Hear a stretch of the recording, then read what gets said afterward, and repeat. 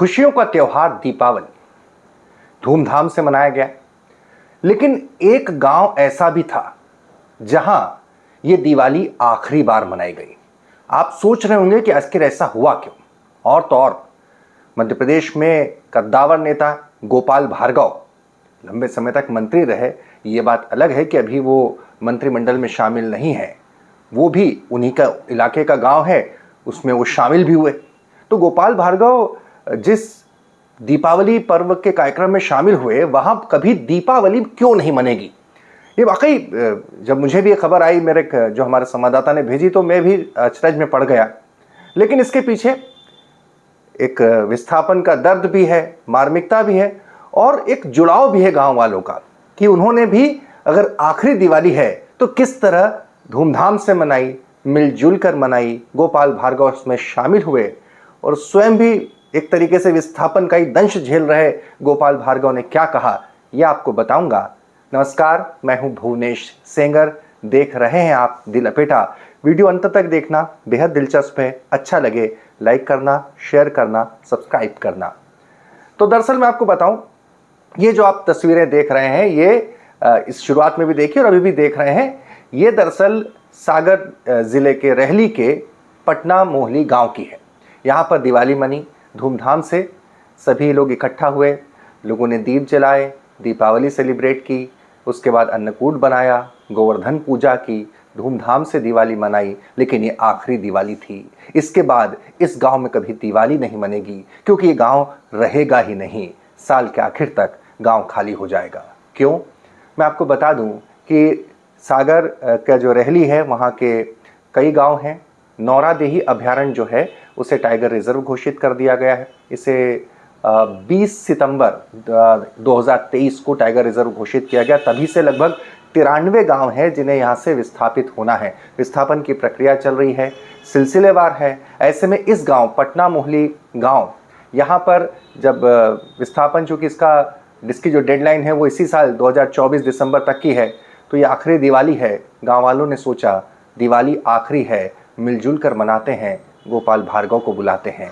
जरा सुनिए, गांव वालों का भी एक दर्द भी है, इसमें एक अपनापन भी है, क्योंकि विस्थापन का दंश वही जानता है जो उसे झेलता है। ठीक ही किया, गोपाल भार्गव को बुलाया। हाल ही में वे मंत्रिमंडल से विस्थापन का दंश भी झेल रहे हैं। देख लीजिए एक बार कि सुन लीजिए उन्हीं की जुबानी किस तरह पर्व मनाया गया, क्या कहा गोपाल भार्गव ने। आज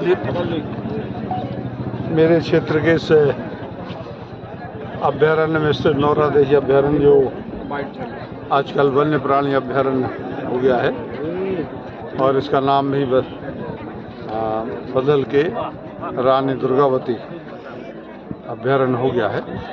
इसमें एक गांव है पटना मोहली, बड़ा गांव है।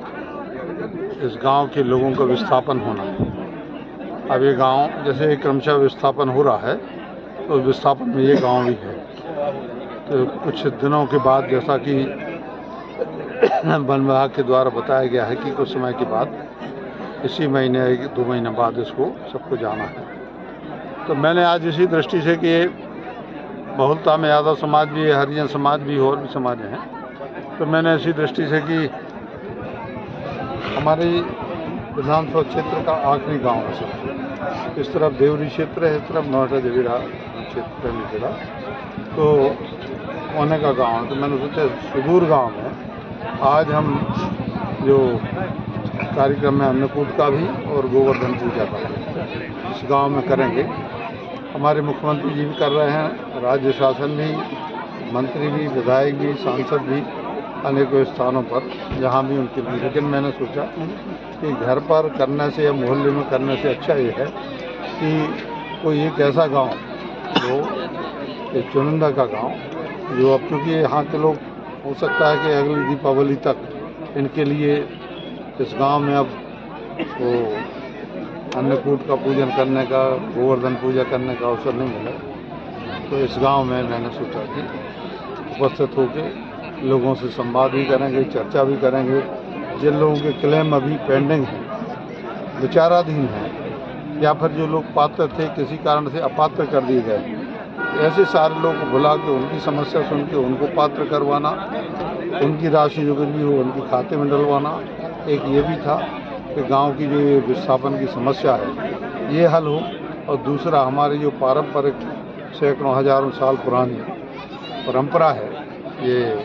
वाकई मार्मिक होता है अपनी जड़ों से बिछड़ना, जहाँ रहे हों, पले हों, बड़े हों।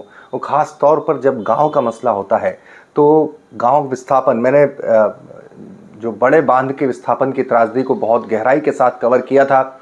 जब हरसूद का विस्थापन हुआ था, इंदिरा सागर बांध के जरिए 115 गांव का विस्थापन हुआ था, वो एक ऐसी त्रासदी होती है जो शब्दों में बयान नहीं की जा सकती।